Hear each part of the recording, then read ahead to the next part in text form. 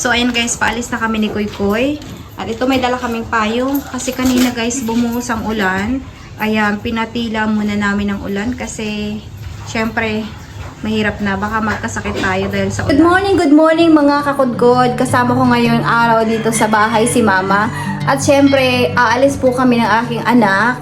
Dahil may lalakarin po tayo doon sa DSWD. Dito sa aming lugar sa may Naga City, pero outside Naga City po kami, pero pwede tayong pumunta doon dahil nga po sa DSWD Financial Assistance. So meron po tayong napag-alaman at siyempre ito nga po ay tungkol sa Financial Medical Assistance na binibigay ng DSWD para sa mga may gamutan o sa mga maintenance sa ating mga magulang. Ito masusubukan natin ngayong araw guys kung talagang makakakuha tayo. Pag nakakuha tayo ay maraming salamat.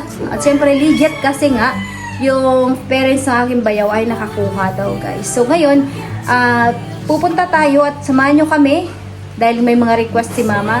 So share nyo yung video natin para naman sa mga iba na naghahanap ng way kung paano sila o saan sila hingi ng tulong or benefits, mga benefits natin mula sa gobyerno. Napakahirap ng buhay ngayon, di ba? Lalo na dito sa Pilipinas. At syempre, ang dami mga kurakot sa ating mga gobyerno dyan. So, ayan guys, si Mama, para ito sa aking magulang, sa kanyang mga request na medical, laboratories, and mga, may dala kami guys na medical certificate. Thank you so much guys ha, samahan nyo kami ba? Sa bahay guys, brown out ngayon dito sa aming lugar. Kaya tamang-tama aalis kami, pero syempre 'di ba, nahirap pag brown out maghapon, walang kuryente at mainit. Ganito naman dito sa Pilipinas, guys, laging brown out. Hindi na talaga bago, 'di ba? So ayun, paalis na kami guys ng bahay. So medyo na ulan dito ngayon sa Bicol. Ito yung malapit na eskwelahan dito. So mga magpapasok na, nag-enroll na yung mga eskwela. Sa Monday guys, ayun, mag-start na ng pasukan. Tapos na rin yung brigada dito. So ihahabol ko pa lang si Kuy Kuy kasi ngayon pa lang ang aking day off. Pero kailangan kong asikasuhin muna yung kay Mama. So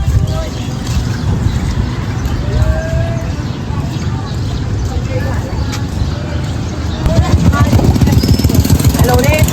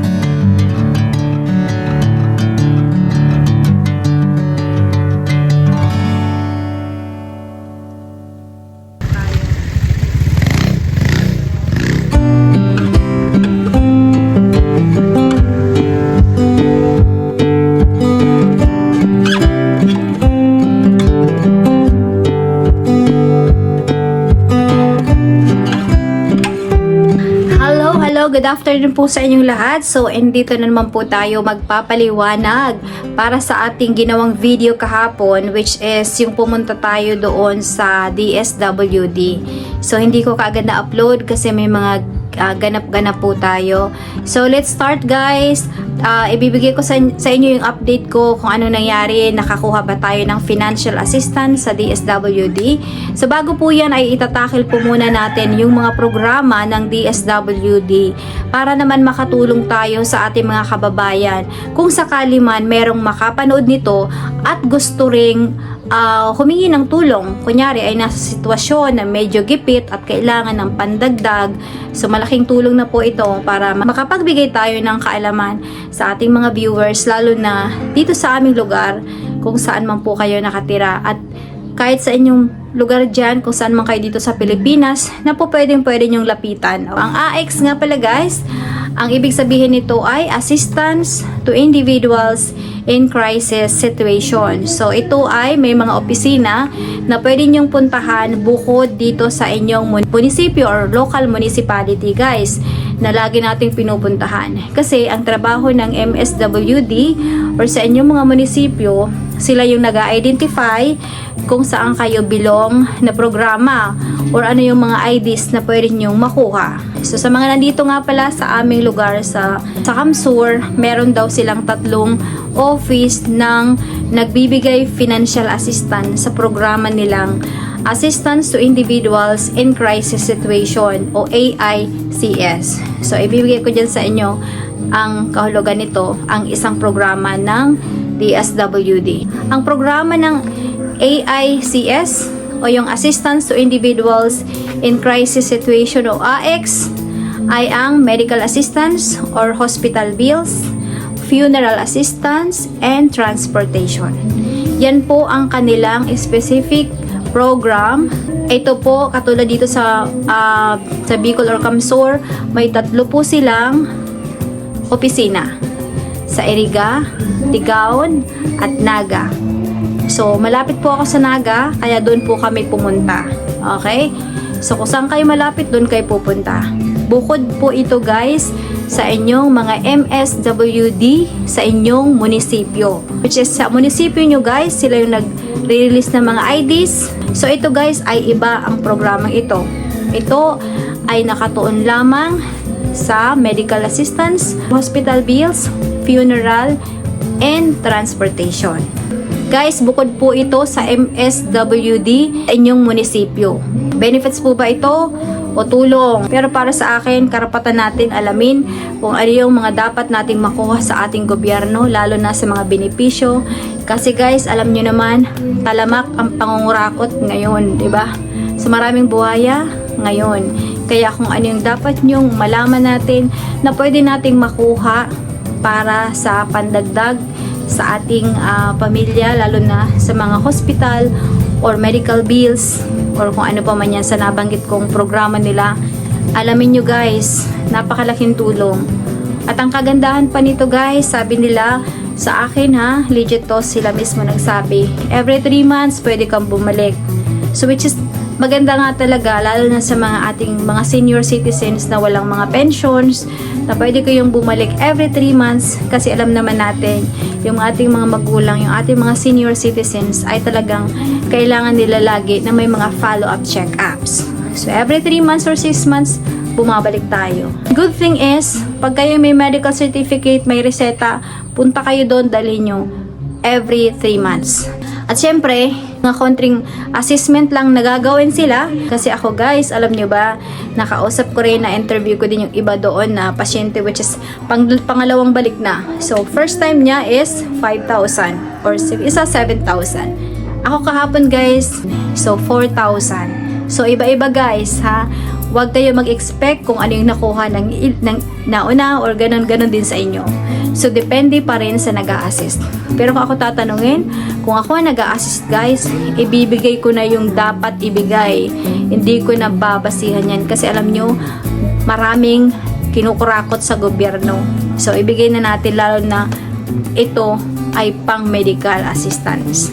Pwede kayo mag-search nito guys sa inyong mga computers or cellphone kung gusto nyong malaman ang kanilang mga requirements sa medical assistance or hospital bills. Ito ay ang medical certificate, syempre galing sa doktor. Take note ha, original po yan. Meron ding mga reseta. Kung may mga reseta yung doktor, syempre nagpa-check up, may reseta. Laboratory request. 1 valid IDs, photocopy guys sa 2 back-to-back photocopies. And also, original authorization letter, 2 copies. Kapag hindi kayo immediate family. So, ang immediate family guys, like asawa or anak. Kung pareho kayong dalawa, dapat may ID. Hospital bill guys, kasama na ito sa medical assistance. So, yung medical assistance natin, 2 klase ha, yung check-up, nadala nyo yung mga requirements din. Yung nagpa-check up kayo, so may mga request ng laboratory at syempre yung reseta. Asa po yan dito sa medical assistance. Pangalawa sa medical assistance guys ay yung hospital bill, 'di ba? So marami naman talaga sa ating mga kababayan na hindi makapagbayad ng bill sa ospital. So, yung iba nagpo-promissory note, partial, hagilap ng pandagdag para makalabas ng ospital. So, andito yung DSWD AX program para magbigay ng asistensya. So, sabi nila guys, hindi ito full na ibibigay nila kung ano yung mga babayaran nyo. Bibigyan lang kayo ng halaga na pandagdag.